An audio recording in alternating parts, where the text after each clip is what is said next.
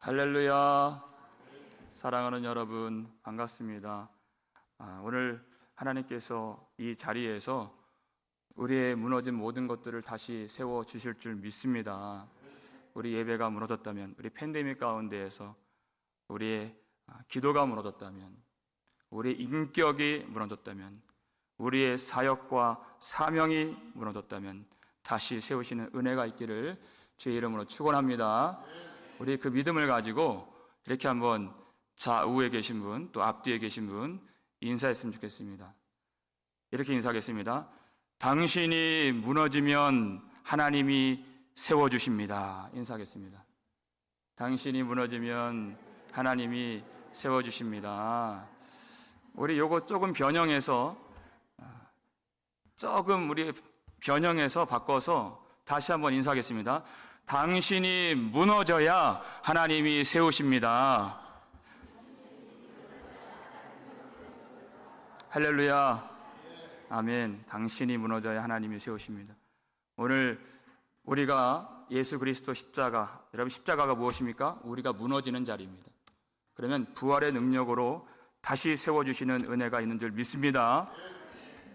여러분, 이 안디옥 교회 할례 논쟁으로 분쟁이 일어나고 갈등이 일어난 그 교회죠. 우리 교회는 어떤 그 갈등이 있는지 제가 잘 모르겠습니다만은 갈등이 일어날 수도 있겠죠, 앞으로. 그런데 우리가 어떤 갈등이 혹 일어난다면 아마도 그것은 그렇게 대수로 문제는 아닐 겁니다. 하나님이 명하셨거나 하나님이 금지하셨거나 한 문제가 아닐 가능성이 커요. 그것을 존 칼빈이 기독교 강요에서 그것을 아디아포라 이렇게 얘기해요. 그 말 자체가 대수롭지 않다란 뜻이에요. 그러니까 이렇게 해도 되고 저렇게 해도 되는 문제들 가지고 옥신각신 많이 싸우더라, 그 얘기예요.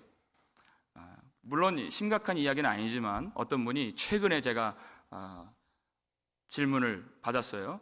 목사님, 왜 우리 교회는 이 강단에 의자가 없습니까?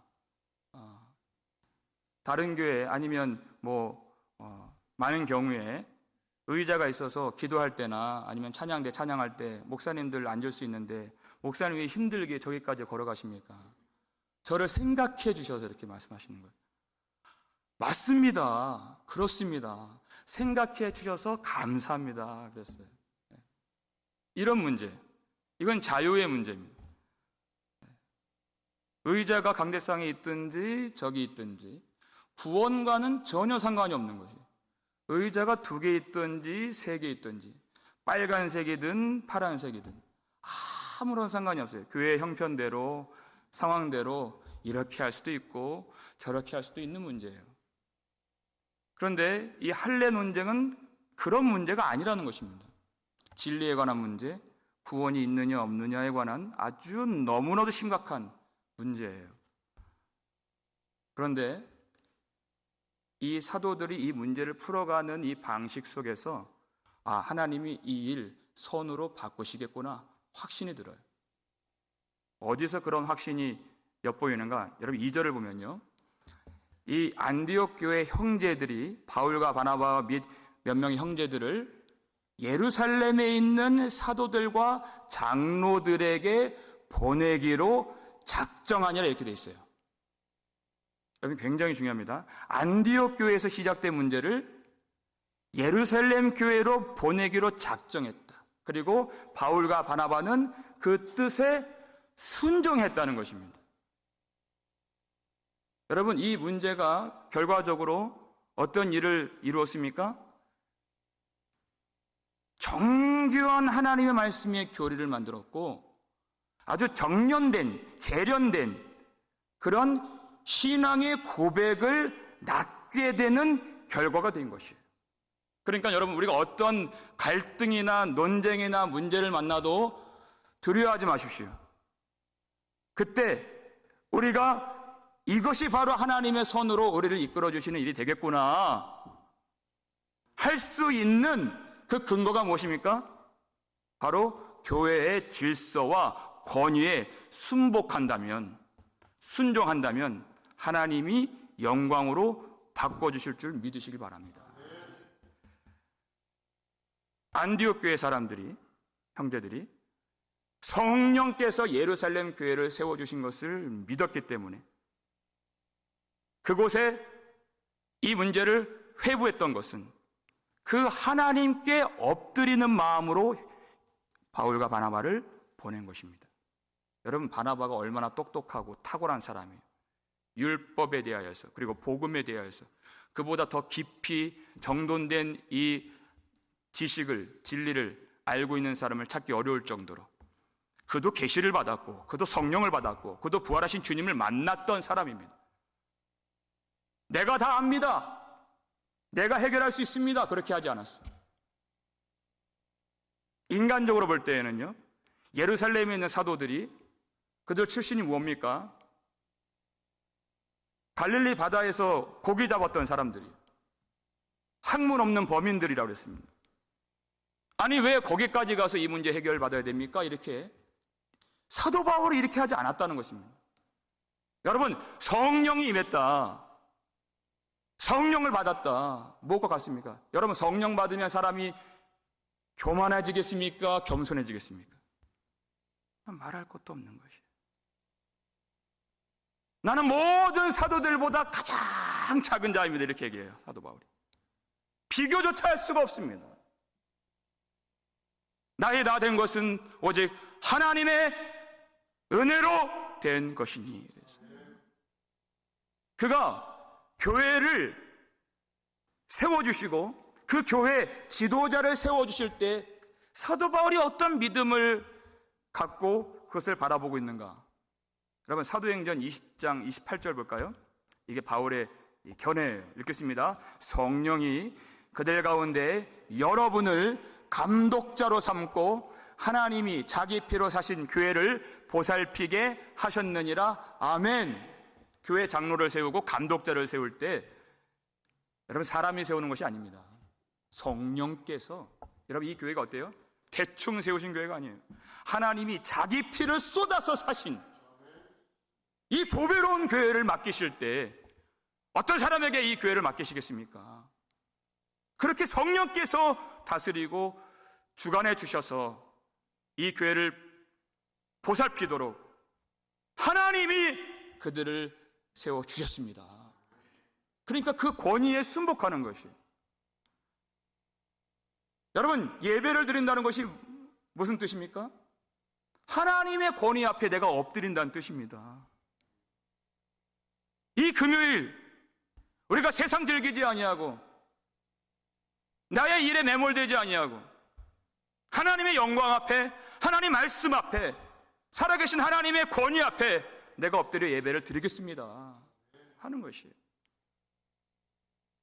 세상 사람과 믿는 사람들의 차이가 무엇입니까? 세상 사람들은, 그리고 교회 안에 있지만 하나님이 없는 사람들은 교회의 권위에 순복하지 않는다는 것입니다. 교회의 질서를 인정하지 않아요. 내 뜻대로 관철되지 아니하면 그냥 교회 나가면 그만이에요. 왜? 세상엔 교회는 많이 있기 때문입니다. 하나님의 질서와 이 교회의 권위 아래 들어오려고 하지 않아요. 여러분, 교회가 어떤 교회입니까? 예수님이 피 흘리셔서 사신, 주님이 몸을 찢으시고 피를 쏟으신 우리 주님의 그 상처와 아픔과 고통과 눈물을 전혀 생각하지 아니하고 그저 내가 받은 그 불편함과 그 서운함과 그 작은 섭섭함이 있다면 가차없이 버릴 수도 있는 그런 사람이라면 하나님이 없는 사람입니다. 여러분, 이 교회의 질서 안에, 권위 안에 들어오지 않는다면 하나님의 은혜도 받을 수가 없는 것입니다. 여러분, 만약에 우리가 어떤 문제에 빠지고 갈등이 생긴다면 여러분, 이거 반드시 기억해야 됩니다. 교회 질서를 인정하고 하나님이 부여하신 그 권위에 순복한다면 이 문제를 반드시 하나님의 영광과 손으로 바꿔 주실 줄을 믿으시길 바랍니다. 그래서 교회를 세워주신 것입니다. 이 교회 질서 안에 들어간다는 것이 보이지 않는 하나님의 권위를 인정한다는 것입니다. 여러분, 이 초대교회 안에서 가장 큰 권위를 가진 사람이 누구일까요? 아마 베드로일 것입니다. 대사도, 예수님의 수제자죠. 사도행전 5장을 보면요, 아나니아가 자기 땅을 팔고 일부를 감췄어요. 근데 그때 베드로가 어찌하여 내가 사탄이 그 마음에 가득하여서 성령을 속이고 땅값 얼마를 감췄느냐 그랬어요. 그랬더니 이 아나니아가 갑자기 엎드러져서 혼이 나가서 죽어버렸습니다. 하나님이 이 초대교회를 세워가실 때 베드로의 말에, 베드로의 그 자리에 하나님의 권위를 부어주셨어요.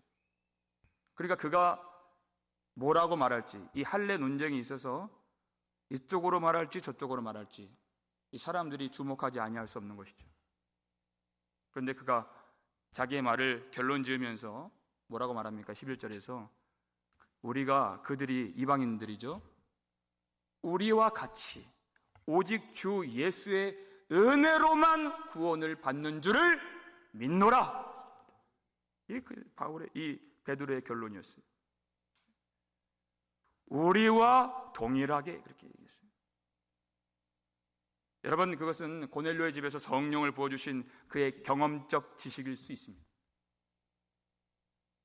그러나 그것이 사역적인 그런 현장에서 만난 지식일 수도 있지만 그의 인생을 통틀어서 구원해 주신 하나님의 은혜를 말하는 그런 고백일 수도 있는 것입니다. 여러분, 이 사도행전에서 베드로가 한 마지막 고백이 11절이에요. 이제는 베드로가 더 이상 나오질 않습니다.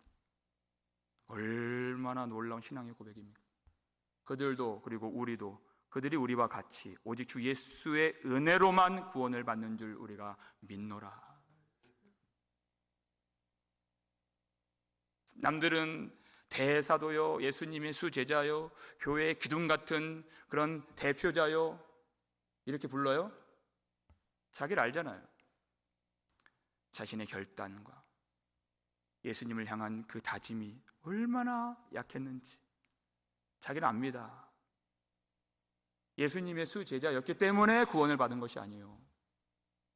내가 그렇게 완전히 예수님 모른다고 부인하고 부정하고 무너진 순간에 주님이 은혜를 베풀어 주셔서 나를 사랑하시는, 자기를 사랑하시는 주님이 다시 다가와 주셔서 내가 나를 사랑하느냐, 그를 다시 세워주시고 내 양을 먹이라, 내 양을 치라, 내 양을 먹이라, 다시 믿음과 은혜와 그 사명을 회복시켜 주신 주님, 그의 고백이에요. 나는 이렇게 약하고 나는 이렇게 무너졌지만 오직 주 예수의 은혜로 구원을 받는 줄 믿노라. 네, 그랬더니 여러분, 여기 12절 앞부분 보세요. 온 무리가 가만히 있어 그랬어요. 여러분 집중해 보세요. 온 무리가 가만히 있어요. 여러분, 이 지금 7절에서 어떤 일이 벌어졌죠? 이 예루살렘 이 공회의 회의장이 많은 변론이 있은 후에 그랬잖아요. 그러니까 이렇게 말하는 사람, 또 저렇게 말하는 사람, 할례가 필요하다, 아니다 하는 사람들이 아주 시끄럽게 논쟁하고 분쟁하고 다투는 그런 정신없는 분위기 속에서 그 교회에 권위를 부여받은 베드로가 우리도 그들도 오직 주 예수로 구원을 받는 줄 믿습니다. 이 고백을 하니까요, 이 회의장이 조용한 거예요. 상상이 가시죠?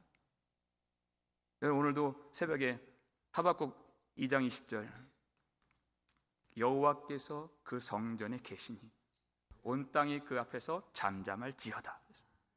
사람들이 왜 수근수근거려요? 왜 그렇게 할 말이 많습니까? 왜 목소리를 높입니까? 왜 인생이 억울합니까? 왜 분통이 터지고 불만이 나오고 원망이 나옵니까? 이유는 한 가지예요. 이 성전에 계시는 여호와 하나님을 바라보고 있지 못하고 있기 때문입니다. 하나님이 지금 계신다는 것을 전혀 그가 깨닫지 못하기 때문에 잠잠하지 않는 것입니다.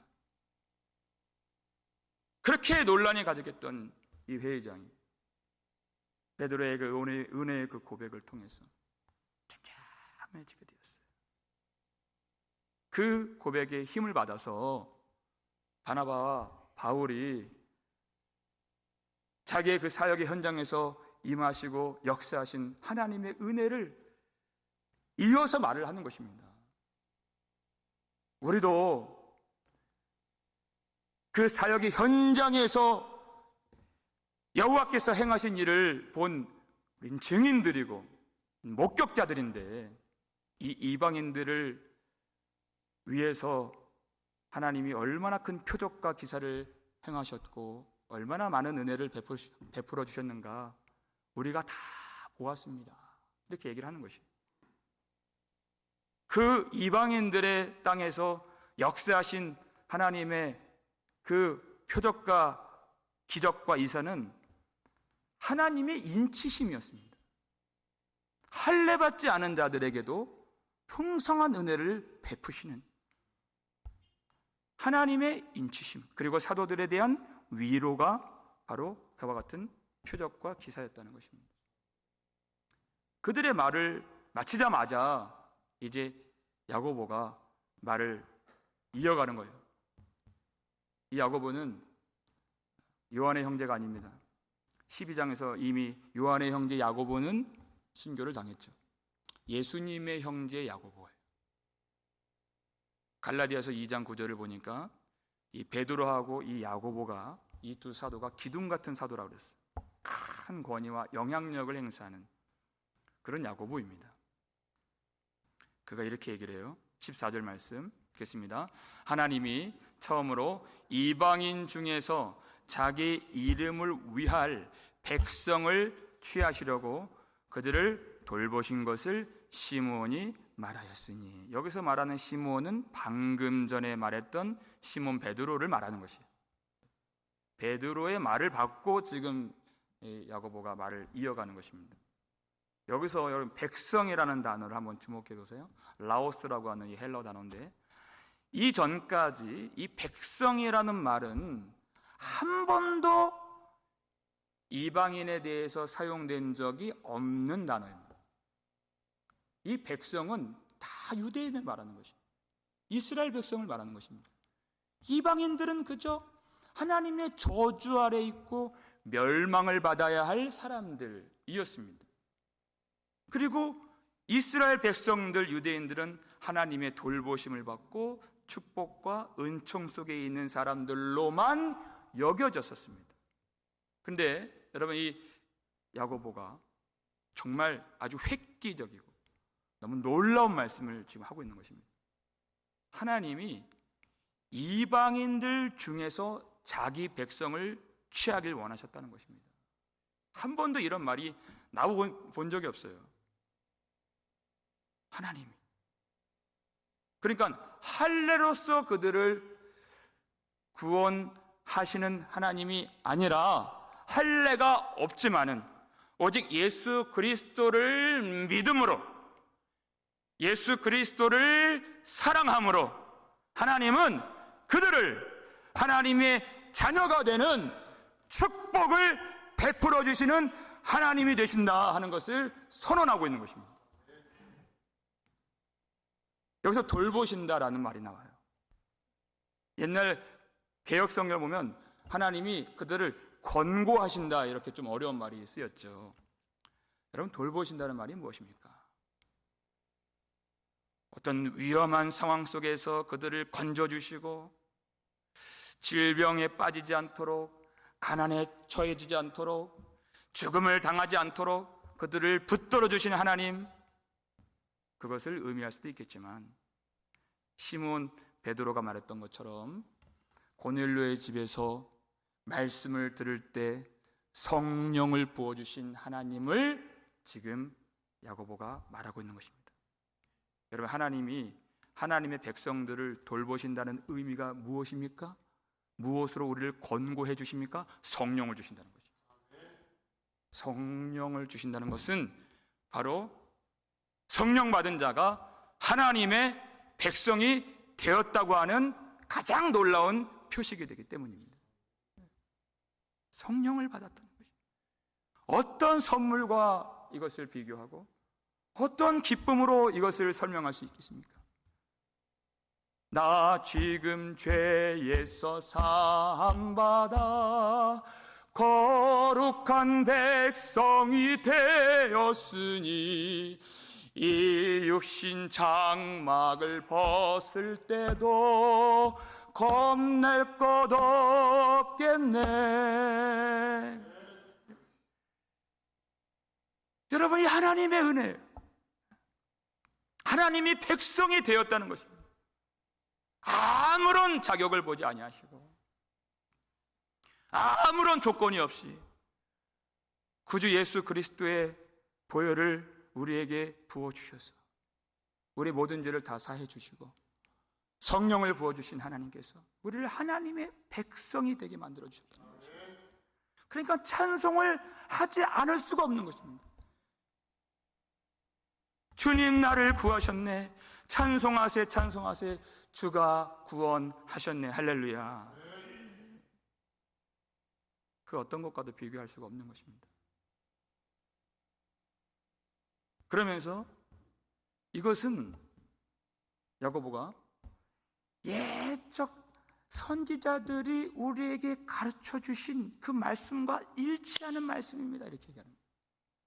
그가 즉흥적으로 갑자기 생각나서 하는 말이 아니라는 것이에요. 이건 뭐 다수결로 정할 수 있는 문제가 아니라는 것이에요. 다수의 사람들이 할례라는 조건이 있어야 구원을 받는다고 말해도 그것은 합당하지 않은 것이에요. 왜? 하나님이 이미 선지자들을 통해서 말씀하셨고 하나님이 만세전부터 그렇게 구원하실 것을 계획하셨고 그것을 이루셨고 지금도 진행하고 계신다는 것을 야고보가 우리에게 가르쳐주고 있는 것입니다. 그래서 16절, 17절 말씀 읽겠습니다. 이후에 내가 돌아와서 다윗의 무너진 장막을 다시 지으며 또 그 허물어진 것을 다시 지어 일으키리니 이는 그 남은 사람들과 내 이름으로 일컬음을 받는 모든 이방인들로 주를 찾게 하려 함이라 하셨으니 아멘. 이 말씀을 우리에게 이미 오래전부터 선지자를 통해서 주지 않으셨습니까? 너무나도 합당한 말씀이에요. 이 말씀이요, 아모스 9장 11절 12절 말씀을 인용한 것입니다. 여기 하나님이 내가 돌아와서 그랬어요. 다윗의 무너진 장막을 다시 지으며. 여러분, 다윗이 천막에 살았습니까? 다윗은 궁궐에 살았습니다. 다윗 궁이 있죠. 더군다나 하나님이 내가 너를 위하여 집을 지어주며 약속하셨잖아요. 너의 왕위가 영원히 견고하게 되리라. 절대 무너질 것 같지 않았던 그의 집안, 그의 장막, 그의 나라 어떻게 되었습니까? 유다가 망하게 되었죠. 여러분, 왜 유다가 망했습니까?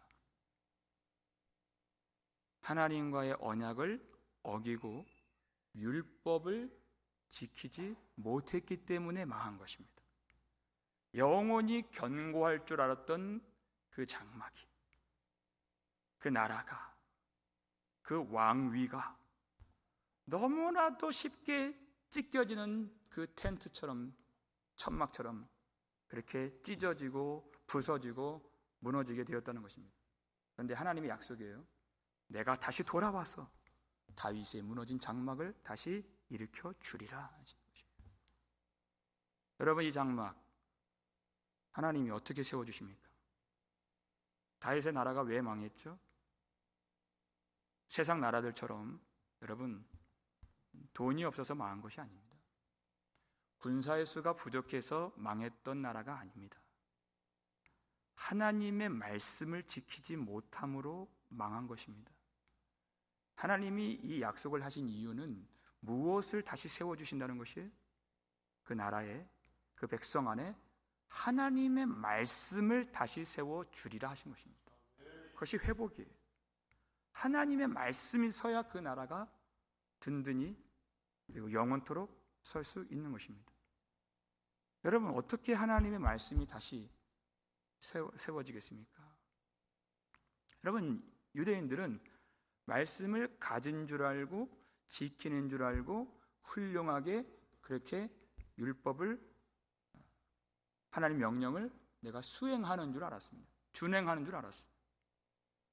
그런데 하나님의 말씀을 열어보니 성령의 빛이 우리에게 비추어져 보니 그 내용이 정반대였죠. 너희는 조상들도 그랬지만 너희들도 항상 성령을 거스러 논도다. 너의 의를 세우려고 하나님의 의를 거스러 논도다. 하나님의 말씀이 세워졌던 것이 아니라 자기 의를 세우면서 그들이 열심히 노력을 하고 애를 쓰면 쓸수록 하나님의 말씀을 더 멀리하게 되는, 하나님의 말씀이신 예수님을 더 미워하게 되는, 대적하게 되는 그런 정반대의 결과가 나타나게 되었다는 것입니다. 그래서 다윗의 장막이 무너지게 된 것입니다. 다시 새롭게 세우셔야 되는 것입니다. 그래서 하나님이 다윗의 장막을 다시 세우시기 위해서 세우신 것이 무엇입니까? 그렇죠. 십자가가 서야 되는 것입니다.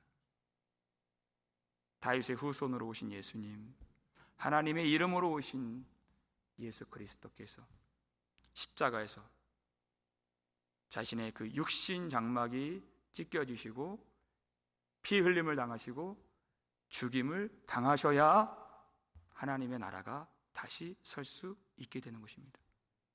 예수님이 왜 십자가에서 죽임을 당하셨습니까? 예수님은 예수님의 죄로 죽임을 당하신 것이 아닙니다.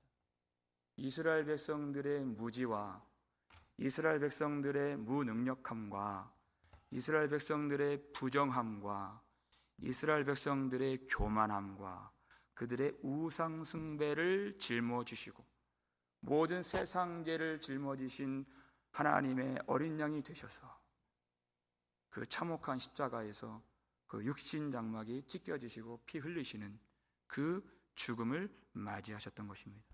그것은 이스라엘 백성들의 무지가 죽는 것입니다. 그들의 불순종이 죽는 것입니다. 그들의 반역과 거역함이 죽는 것입니다. 그들의 교만함이 죽는 것이고 그들의 우상 숭배가 죽는 것이고 죄에 종살이 했던 것들이 죽는 십자가였습니다.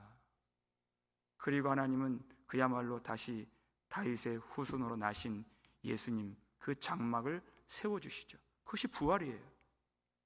예수 그리스도를 죽은 자 가운데서 다시 살아나게 해 주셨습니다.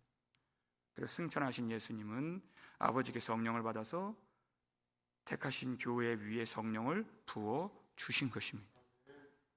성령을 받은, 예수의 영을 받은, 하나님의 진리의 말씀이신 예수님을 받은 성도들이 이제는 말씀을 떠날 수가 없는 것입니다. 왜? 우리 속에 주님이 계시기 때문이에요. 성령의 전이 되었기 때문이에요.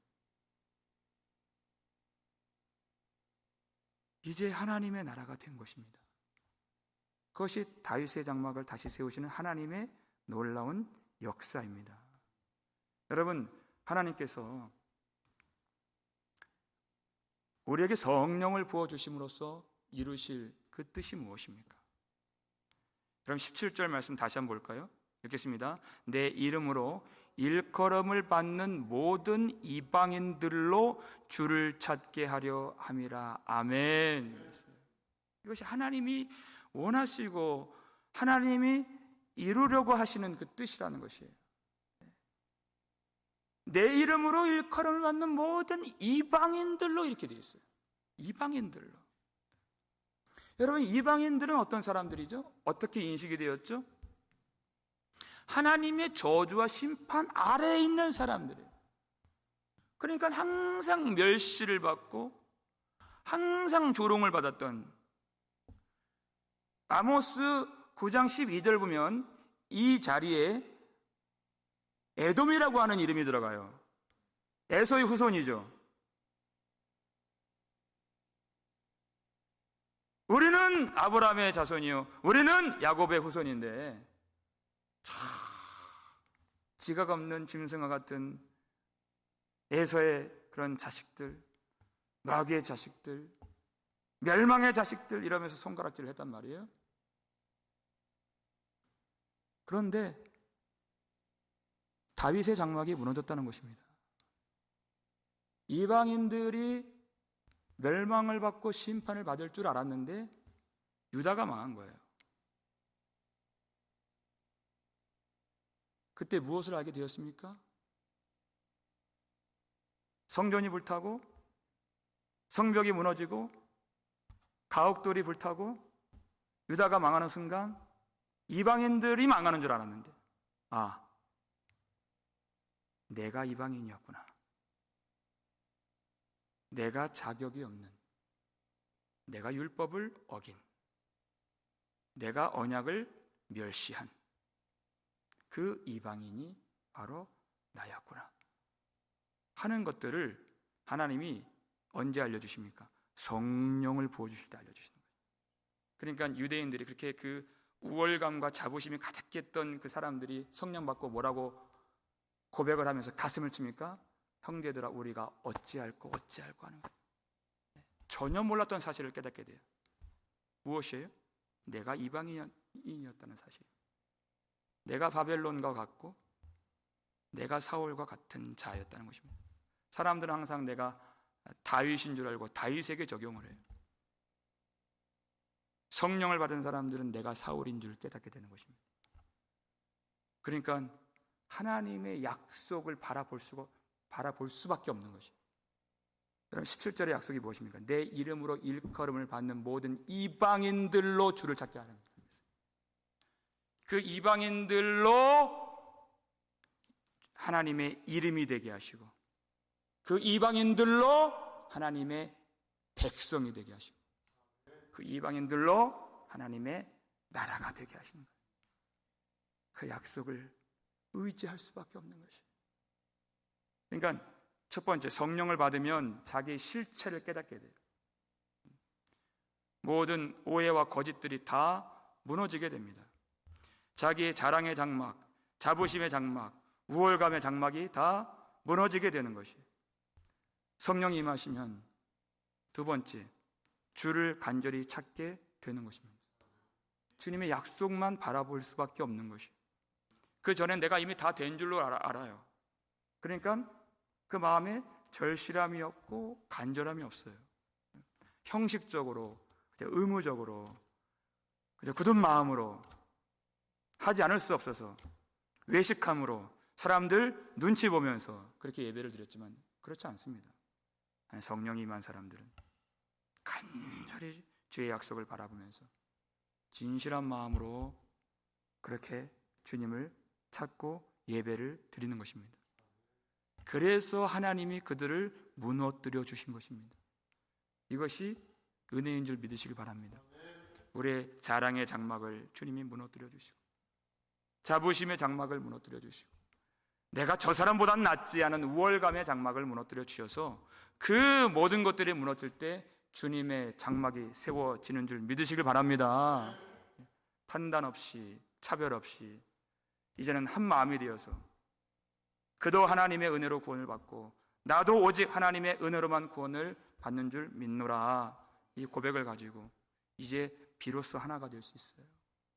한 마음으로 주님을 찾을 수 있어요. 함께 울기도 하고 함께 웃기도 하면서 하나님을 찾는 하나님의 나라가 되었다는 것입니다. 여러분, 마지막 세 번째, 성령이 임하시면 열방에 대한 소망이 다시 회복이 되는 것입니다. 내 이름으로 일컬음을 받는 모든 이방인들이 주를 찾게 하려 함이라. 그 소원이 성령을 통해서 하나님의 열망이 우리 속에 들어오게 되는 것이. 누구를 판단하겠습니까? 내가 이방인인데요. 누구를 정죄하겠습니까? 누구를 손가락질하겠습니까? 그렇지 않습니다. 성령 받은 사람들은 차별이 없습니다. 성령 받은 사람들은 판단이 없습니다. 주의 이름을 두신 그곳, 내 이름으로 일컬음을 받는 모든 이방인들이 주를 찾게 하려 합니다.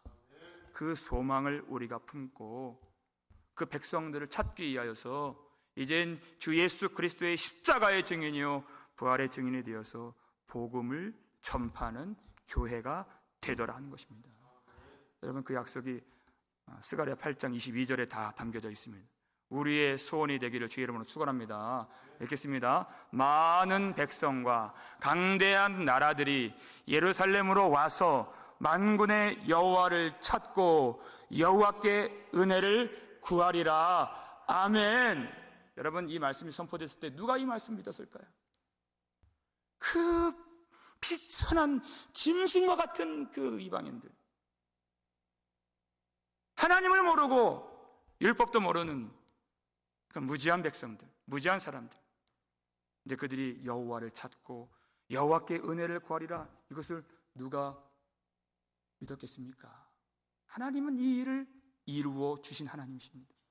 오늘도 이 저녁에 우리가 주님을 알지 못했던, 하나님과 원수 되었던, 아직 죄인 되었던 우리를 하나님이 불쌍히 여겨주시고 우리 구주 예수 그리스도의 은혜를 부어주시고 성령을 부어주셔서 오늘 이 밤에도 여호와를 찾고 하나님의 은혜를 구하며 그리스도의 그 십자가의 은혜 속에서 성령을 부어주시기를 간구하는 이 교회를 만들어주신 하나님이 앞으로도 이 일을 우리 교회를 통해서 이루어 주실 줄 믿으시길 바랍니다. 그 주님의 소원이, 그 주님의 열망이 우리의 것이 되어서 성령 받은 자들은 자기의 실체를 깨닫고 성령 받은 자들은 주님을 찾게 되고 성령 받은 자들은 열방에 대한 그 소망과 비전을 품게 되어서 오늘도 우리를 십자가 앞에 세워주시는 하나님, 그 앞에서 모든 것들이 다 무너지는 은혜를 누리시기를 주의 이름으로 축원합니다.